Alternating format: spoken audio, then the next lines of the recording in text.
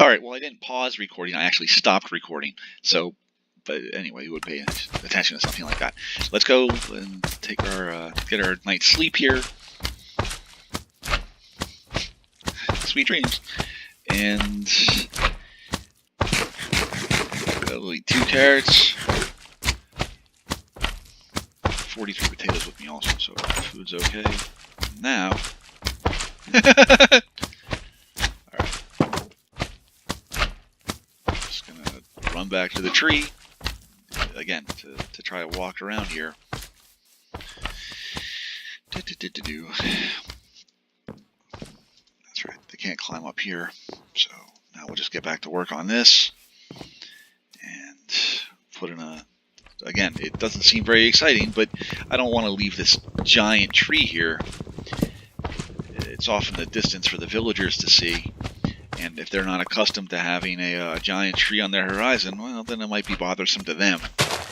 And it's not part of the landscape. Although, I guess I could be like a Johnny Appleseed and go around and plant trees every place. Anyway.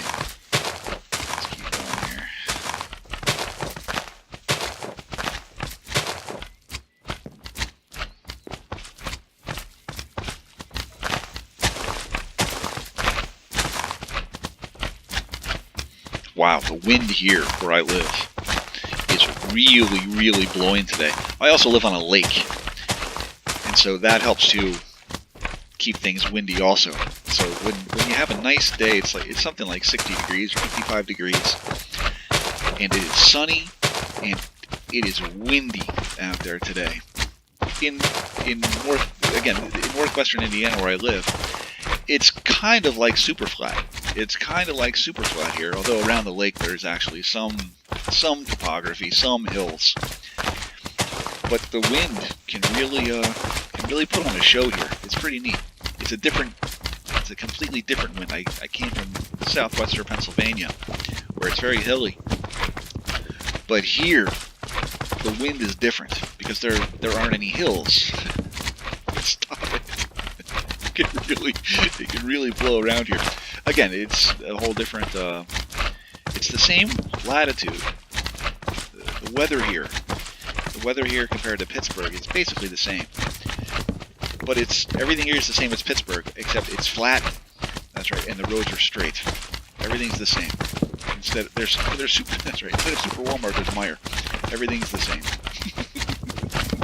But living on the lake, the airflow of living on the lake, and the wind and the breeze, it's pretty neat. It is a lake, it's not a pond, it's a lake.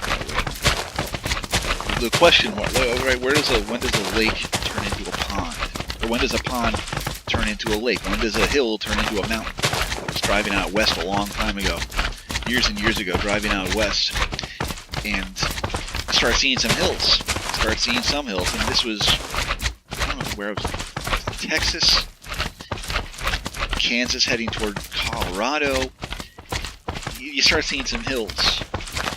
You're like, oh, that's a mountain. Oh, look, it's a mountain. And then you keep on driving, and you see something that's much, oh wait, that wasn't a mountain. That's a mountain. And then you see something even bigger. That wasn't a mountain back there. That was just a really big hill. So one of the little conversations that I have with myself is when does a hill turn into, when do you see something out there that's a mountain as opposed to a hill?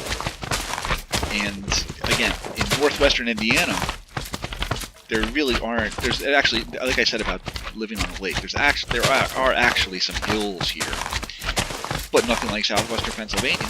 And then, but as far as driving out west, and the whole conversation of when does a hill turn into a mountain, for me, it's an interesting conversation. So anyway, when is a pond a lake? I guess you just know when you see it. But as far as the mountains, it really is all relative. I was watching a movie, it was 2 weeks ago, on, I don't know if it was Netflix or Hulu. It was on K2. It was about a tragedy that took place in early August of 2008 on K2, where either 11 or 19 climbers and Sherpas died up there. And you talk to those people, and they would look at the things we have here in this country, and they say, that thing's a joke. That's not a mountain. That's a foothill compared to what I got to deal with. And so it's all, which is the thing to say in West Virginia, it's all relative. And again, K2 being an interesting, mountains are kind of interesting to me, but Mount Everest being the tallest mountain in the world, but K2 being the most difficult to climb. So much of it, although, again, it's not that I could ever climb Mount Everest is no piece of cake either, but climbing one of these mountains, it's, again, so much of it has to do with the layout of the mountain itself. And even for expert climbers, again, going up Mount Everest, it's no picnic, it's no day trip. Well, actually getting to the summit is. But as far as the difference in danger and the difference in, well, Mount Everest being like a person and saying, well, I'm going to give you a little path here to get up here, that if you're careful, and it's always a roll of the dice. It's always a roll of the dice climbing up one of those mountains. And I do not, by the way, speak from experience. I have no experience climbing mountains. But as far as it being a roll of the dice, well, weather and all sorts of different factors, K2 being without question, the most difficult, dangerous mountain in the world to climb. It might be the second tallest mountain in the world. I don't know offhand, but I think that it is either the second or the third tallest mountain. But it's the most it's without debate the most difficult to climb. And again, that's it's interesting to me. It's interesting. These guys and the occasional woman that try to go up these mountains. I can understand how you get that in your blood. And again, they said in this K2 movie, which was actually pretty interesting. It was kind of a documentary and kind of a movie. They used some of the real people, and then I think they also used actors to kind of recreate things. But they say 8,000 meters above sea level is the death zone, and there's a real reason. And these mountain climbers will tell you that above 8,000 meters, it's called the death zone. It's not a joke. You're like calling this easy. When they say that's the death zone, they really mean, like, you really stand a pretty good likelihood of dying up here. In that you're not playing with this isn't a roulette wheel anymore. This isn't a 1 in 100 shot. Like, there's an actual chance of you actually dying if you play around up here. So anyway, that's right, 8,000 meters being the death zone. And again, for me personally, it's just an interest of mine. Mount Everest being a particular interest to me, and K2 also. And K2 being the most difficult. And it's like it's next door neighbor. K2 is right there, and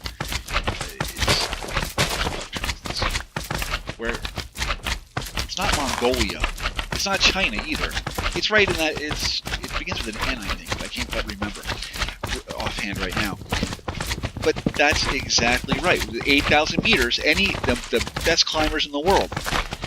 It's called the death zone for a real reason.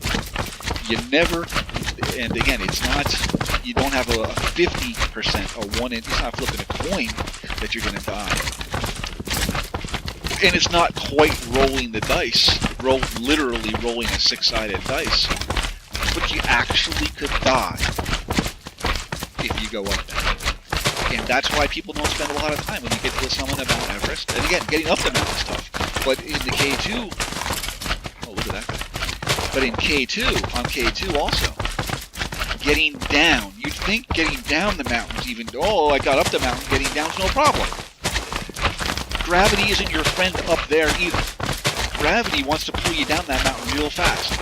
So even getting up, that's only, and on K2, in fact, I'm not sure where more people died, going up or going down the mountain. Because you get up there, you still life and limb to just get back down. Because gravity's not your friend. You can get down Watch how fast I can get off the Twin Towers from there anymore. But watch how fast I can get down from the 110th floor to the street level. Look how fast this can happen. But that's not the way. That doesn't keep you alive. Again, 8,000 meters called the death zone for a very real reason. Okay, so here we go. Giving this guy a haircut now. Still haven't gotten down to chopping the wood down yet. But, and here come my friends. So, anyway, upsy doozy, upsy dosy. What do we got here? Alright, so I should be able to go to sleep here, and I'm going to stop the recording. We're at 10 minutes and 33 seconds now.